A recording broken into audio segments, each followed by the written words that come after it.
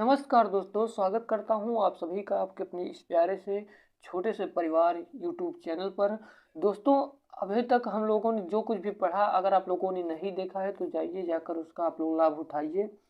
दोस्तों, विज्ञान बहुत ही ज़्यादा महत्वपूर्ण है हर परीक्षाओं के दृष्टिकोण से, यानी कॉम्पिटिटिव एग्जाम से। तो दोस्तों, जैसे रेलवे ग्रुप डी हो गया या एनटीपीसी, हर जगह देखिए यहाँ पर विज्ञान का एक बहुत ही अलग महत्व है। तो दोस्तों, मैं आज मानव शरीर से 50 ऐसे प्रश्नों को रखा हूँ जो सिलेक्टेड हैं और हर बार परीक्षाओं में पूछे गए हैं। तो आपको वीडियो के एंड तक बने रहना है अगर आपको 2 से 3 नंबर चाहिए। तो चलिए दोस्तों, शुरू करते हैं। आप सभी का स्वागत है एक बार फिर से। हमारा पहला क्वेश्चन है कि मानव की पाचन नली लगभग कितने फीट लंबी होती है। तो फ्रेंड्स, इसका राइट आंसर हो जाएगा ऑप्शन नंबर सी, 32 फीट की। जो हार नाल होता है प्यारे दोस्तों, वो 32 फीट का होता है, यानी जो वही पाचन नली होती है तो वो 32 फीट की होती है। प्यारे दोस्तों, हम लोग चलते हैं अपने अगले प्रश्न की ओर। फ्रेंड्स, कह रहा है कि मनुष्य का पाचन क्रिया कहाँ प्रारंभ होता है। तो फ्रेंड्स, जो मनुष्य का जो पाचन क्रिया होता है प्रारंभ वो मुख से होता है। कहाँ से? हमारे मुख से ही हमारा भोजन जाना स्टार्ट शुरू यानी हो जाता है। फ्रेंड्स, अगला प्रश्न है कि मनुष्य में पाचन का अधिकांश भाग किस अंग में संपन्न होता है। तो प्यारे दोस्तों, इसका राइट आंसर हो जाएगा ऑप्शन नंबर ए, छोटी आंत। प्यारे दोस्तों, जो छोटी आंत होता है इसमें मनुष्य के पाचन का अधिकांशता भाग छोटी आंत में ही संपन्न होता है। प्यारे दोस्तों, हम लोग चलते हैं अपने चौथे नंबर का प्रश्न है कि मनुष्य के जीवन काल में कितने दांत 2 बार विकसित होते हैं। तो प्यारे दोस्तों, प्यारे मित्रों, ये जो मनुष्य के दांत होते हैं जो जीवन में 2 बार आते हैं, उनका वो 20 होते हैं। 20 दांत ऐसे होते हैं जो जीवन में काल में 2 बार आते हैं।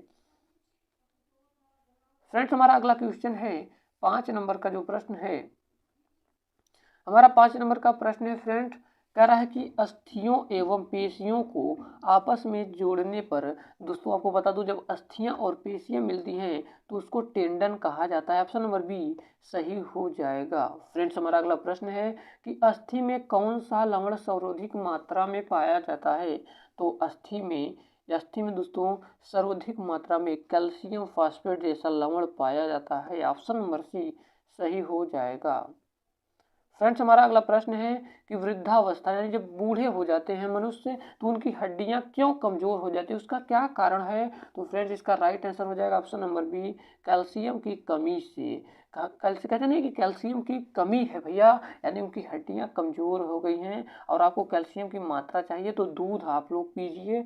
आप अगर दूध पियेंगे तो आपको कैल्शियम की कमी तो कभी नहीं होगी दोस्तों, और आपकी हड्डी मजबूती बनी रहेगी। फ्रेंड्स, अगला प्रश्न है कि दांतों तथा हड्डियों में पाए जाने वाले तत्व हैं। तो फ्रेंड्स, इसका राइट आंसर हो जाएगा option number A, calcium phosphate. Calcium phosphate. Friends, अपना अपना और हम आप लोगों का अगला प्रश्न है कि मानव शरीर के किस अंग की हड्डी सबसे लंबी होती है। तो फ्रेंड्स, इसका राइट आंसर हो जाएगा ऑप्शन नंबर ए, जांघ। यानी दोस्तों, जो जांघ की हड्डी होती है वो मानव शरीर की सबसे लंबी हड्डी होती है। हमारा अगला प्रश्न है कि टीबिया नामक हड्डी किसमें पाई जाती है, यानी मानव शरीर में जो टीबिया हड्डी होती है किस स्थान पर पाई जाती है। तो फ्रेंड्स, इसका राइट आंसर हो जाएगा ऑप्शन नंबर ए, टांग में टीबिया हड्डी पाई जाती है। और फ्रेंड्स, इसे ही सबसे ज्यादा चमकीली हड्डी भी कहा जाता है। आई होप आपको वीडियो बहुत ज़्यादा पसंद आ रहा होगा। मनुष्य के शरीर में पैर की हड्डी, जो मनुष्य के पैर के शरीर की जो पैर की हड्डी तो ठोस होती है कि कीलक होती है कि खोखली होती है कि संदर्धी होती है। तो फ्रेंड्स, इसका राइट आंसर हो जाएगा ऑप्शन नंबर डी, संदर्धी होती है। फ्रेंड्स, अभी क्या कहते हैं, अब हम लोग मात्र 50 क्वेश्चनों को इस वीडियो में करेंगे और जो हमारे प्रश्न रहेंगे, और जैसे हम एक वीडियो लाएंगे जिसमें 1000 प्रश्नों को करवाएंगे पूरे जीव विज्ञान का हर एक टॉपिक से। तो आपको हमारे इस वीडियो को देखने के लिए हमारे चैनल को सब्सक्राइब करना होगा, तभी आपको मज़ा मिलेगा दोस्तों पढ़ाई का। अगला प्रश्न है कि ह्यूमस अस्थि कहाँ पाई जाती है। तो फ्रेंड्स, इसका राइट आंसर हो जाएगा ऑप्शन नंबर डी, ऊपरी भाग, ऊपरी भुजा। फ्रेंड्स, ऊपरी भुजा में ह्यूमस नामक अस्थि पाई जाती है, हड्डी पाई जाती है। ह्यूमरस अस्थि जो होती है ह्यूमरस ऊपरी भुजा में पाई जाती है। अगला प्रश्न है फ्रेंड्स कि निम्न में से कौन मानव के पैर की हड्डी नहीं है? तो फ्रेंड्स इसका राइट आंसर हो जाएगा ऑप्शन नंबर ए, ये भुजा की है, ह्यूमरस। बाकी ये तीनों हड्डी मानव के पैर की है। फ्रेंड्स अगला क्वेश्चन है कि मानव शरीर की सबसे लंबी हड्डी है। तो फ्रेंड्स जो मानव शरीर की जो सबसे लंबी हड्डी है उसका नाम है फीमर। अगला क्वेश्चन है कि मानव शरीर की सबसे छोटी हड्डी, उसका नाम है दोस्तों स्टेप्स, जो कान में पाई जाती है। और सबसे लंबी हड्डी तो सबसे फीमर होती है दोस्तों, जो जांघ में पाई जाती है। और सबसे चमकीली हड्डी टीबिया होती है। और दोस्तों सबसे जो कहते हैं सबसे मजबूत हड्डी जबड़े की हड्डी होती है। गर्दन में पाई जाने वाली हड्डियों की संख्या 7 होती है। ठीक है, मैं आपको बहुत सारे प्रश्नों को ऐसे क्लियर कर दूंगा बता के। शरीर की सर्वाधिक प्रबल अस्थि होती है। तो फ्रेंड्स इसका राइट आंसर हो जाएगा ऑप्शन नंबर ए, जबड़े की हड्डी। सर्वाधिक प्रबल मतलब सबसे ज्यादा मजबूत हड्डी। अभी आपको बताए थे मनुष्य के शरीर में पसलियों के कितने जोड़े होते हैं? तो मनुष्य के शरीर में पसलियों के 12 जोड़े होते हैं फ्रेंड्स।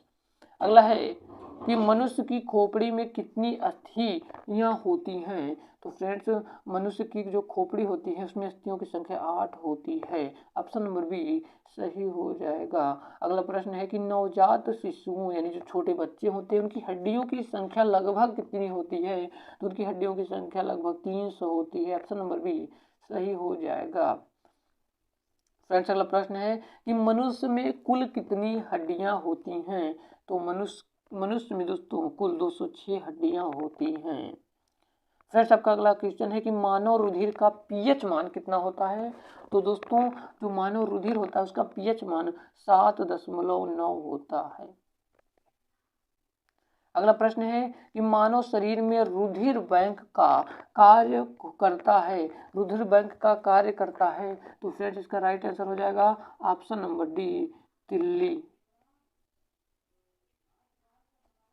फ्रेंड्स हम लोग चलते हैं अपने अगले प्रश्न की ओर। हमारा 23 नंबर का प्रश्न है कि मानव रक्त प्लाज्मा में प्रायः पानी का प्रतिशत मात्रा में कितनी भिन्नता होती है? तो फ्रेंड्स इसका राइट आंसर हो जाएगा ऑप्शन नंबर बी, 91 से 92%।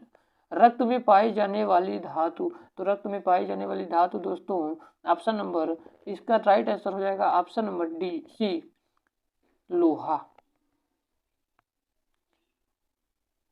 अगला प्रश्न है दोस्तों कि रक्त का शुद्धिकरण कहाँ होता है? तो दोस्तों जो रक्त होता है उसके शुद्धिकरण फेफड़ा में भी होता है, यकृत में और किडनी में। इसका right answer option number D हो जाएगा। अगला प्रश्न है कि मानव शरीर में खून का शुद्धिकरण की प्रक्रिया को कहते हैं?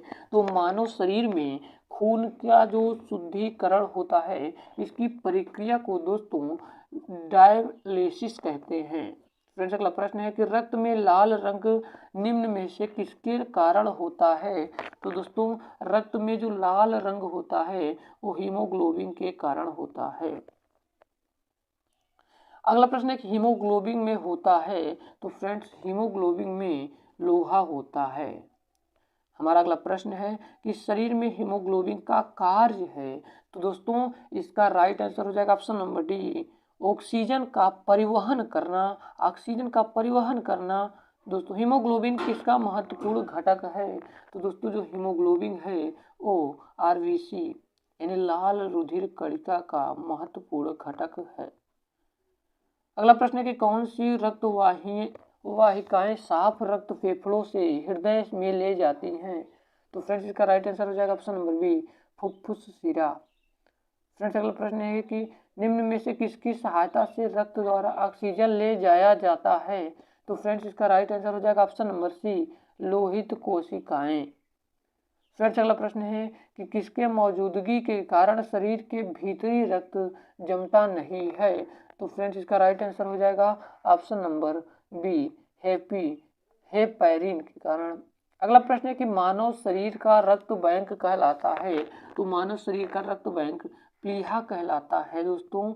हमारा अगला क्वेश्चन है कि रुधिर में प्लाज्मा में निम्न में से किसके द्वारा एंटीबॉडी बॉडी निर्मित होता है? तो फ्रेंड्स इसका राइट आंसर हो जाएगा ऑप्शन नंबर ए, लिम्फोसाइट। अगला प्रश्न है कि लाल रुधिर कणिकाएं किस नाम से जानी जाती हैं? तो फ्रेंड्स लाल रुधिर कणिकाएं इरिथ्रोसाइट्स के नाम से जानी जाती हैं। अगला प्रश्न है कि लाल रुधिर कणिकाएं कहाँ उत्पन्न होती हैं? तो लाल रुधिर कणिकाएं अस्थि मज्जा में उत्पन्न होती हैं, यानी आरबीसी अस्थि मज्जा में बनता है। तो अगला प्रश्न है कि निम्न में से किसको आरबीसी का कब्रिस्तान कहा जाता है? तो फ्रेंड्स इसका राइट आंसर हो जाएगा ऑप्शन नंबर ए, प्लीहा में। अगला प्रश्न है कि निम्न की लाल रक्त कोशिकाओं का जीवन काल कितना होता है? तो फ्रेंड्स इसका राइट आंसर हो जाएगा ऑप्शन नंबर बी, 120 दिन। फ्रेंड्स अगला प्रश्न है कि सर्वप्रथम रक्त परिसंचरण चरण तंत्र का अध्ययन किसने किया था? तो फ्रेंड्स इसका राइट आंसर हो जाएगा ऑप्शन नंबर बी, हार्वे।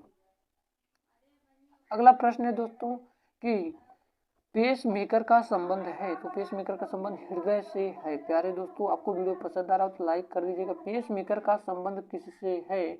तो दोस्तों इसका राइट आंसर हो जाएगा ऑप्शन नंबर बी, दिल की धड़कन प्रारंभ करना।